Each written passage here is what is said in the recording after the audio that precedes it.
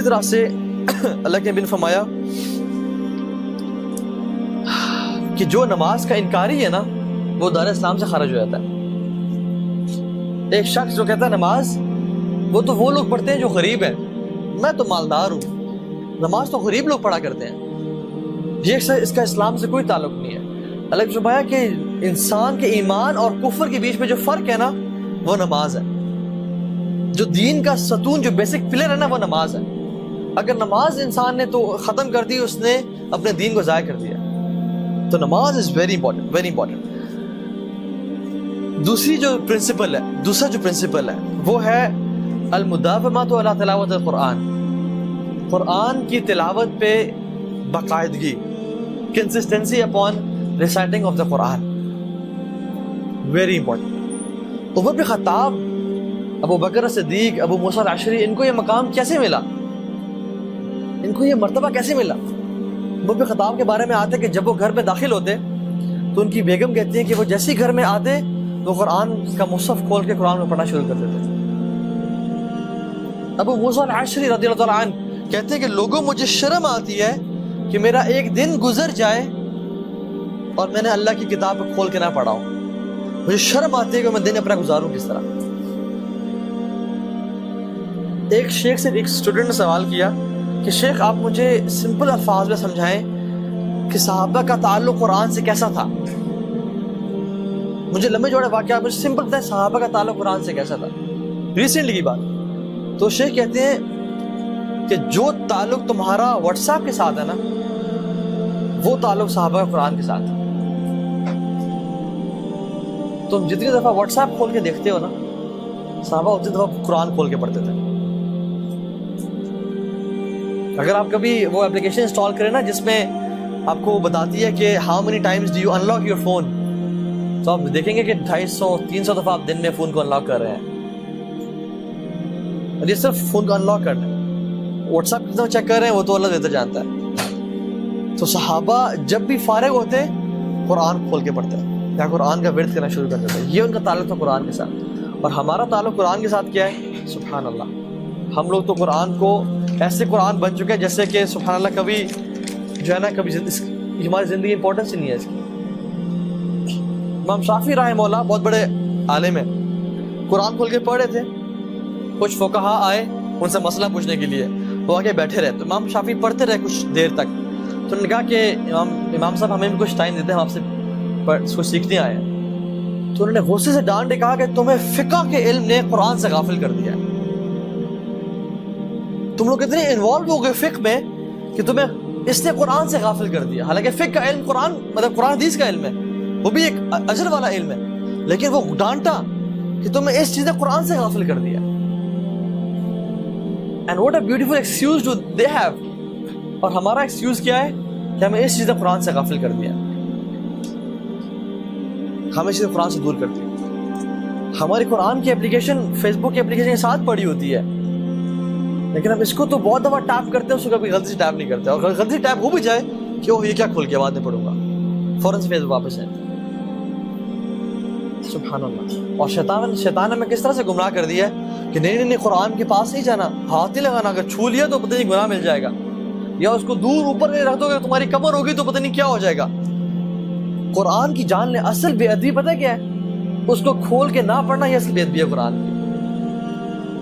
اس کی طرف کمر کرنا یا اس کو بغیر وضو کے چھونا یہ بے ادبی نہیں ہے, بلکہ یہ تو مسئلہ ہی ٹھیک نہیں ہے کہ وضو کے بغیر آپ قرآن کو پڑھ سکتے ہیں, اس کو اٹھا سکتے ہیں مصحف کو.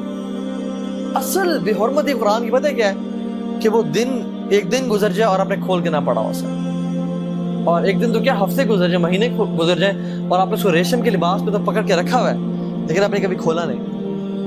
And now since we have smarт phones, آپ نے قرآن کی موبائل ایپ کو کبھی ٹچ نہیں کیا اور آپ نے واٹس ایپ کو 100 دفعہ ٹچ کرتے ہیں آپ. This is real disrespect to Quran. How much time do you give to Quran. So یہ تعلق ہونا چاہیے. یحییٰ بن معاذ رضی اللہ تعالیٰ عنہ صحابی ہیں, بستر مرگ پہ تھے. کسی نے پوچھا کہ آپ کی 2 خواہشات کیا ہیں آخری؟ تو کہتے ہیں کہ میری آخری جو 2 خواہشات ہیں نا وہ یہ ہے کہ مجھے ایک خالی گھر مل جائے اور ایک بہترین مصحف مل جائے کہ میں قرآن کی تلاوت کرتا رہوں اس میں. یہ ان کا تعلق تھا قرآن کے ساتھ. بہت سارے واقعات ہیں اس میں. امام شافعی یہ استاد ہے امام احمد بن حنبل, وہ شاگرد ہیں.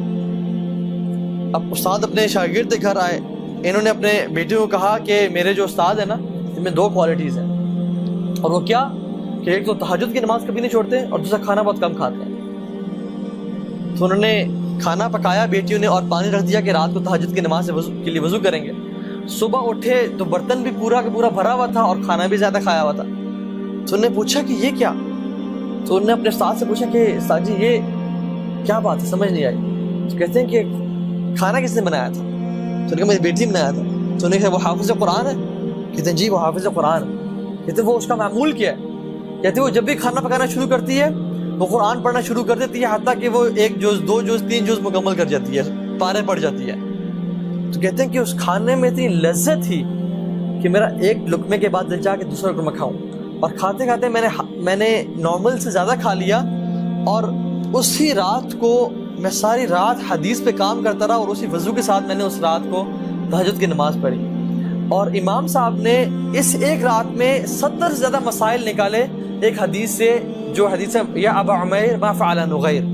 ابو عمیر چھوٹے صحابی تھے جن سے اللہ کی بھی نے بیٹھ کے پوچھا کہ اے ابو عمیر تمہاری برڈ کہاں گئی, تمہاری چڑیا تھی وہ کہاں چلی گئی, کیونکہ دیٹ برڈ ڈائیڈ.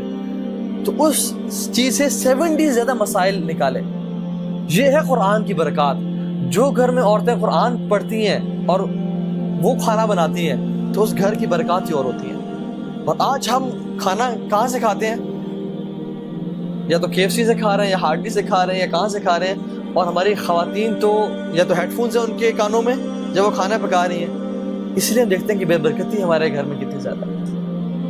یہ وہ لوگ تھے جنہوں نے قرآن کو اپنا لائف اسٹائل بنا لیا, اللہ تعالیٰ نے ان کو ضائع نہیں کیا. اللہ تعالیٰ ان کے کاموں سے ان کو صدقہ جاریہ آج ہی پہنچا رہا ہے. یہ جو ہم بات کر رہے ہیں اور ہم نے ان کا ذکر کیا, کیا ان کو اجر پہنچے گا یا نہیں پہنچے ان کی قبر میں؟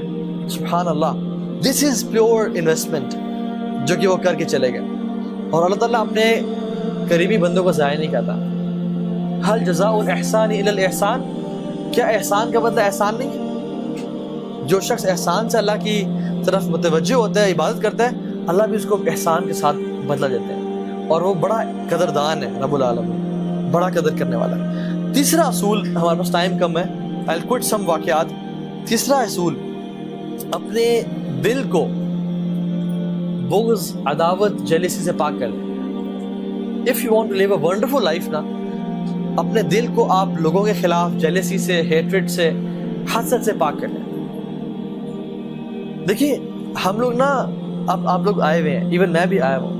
میں نے آنے سے پہلے ایک راؤنڈ نیک کی کیجول ٹی شرٹ پہنی ہوئی تھی, لیکن میں نے I was about to leave, I thought to wear a collar neck shirt تاکہ تھوڑا انسان بہت ہی کیجول نہ لگے, ویٹ فارمل لگے.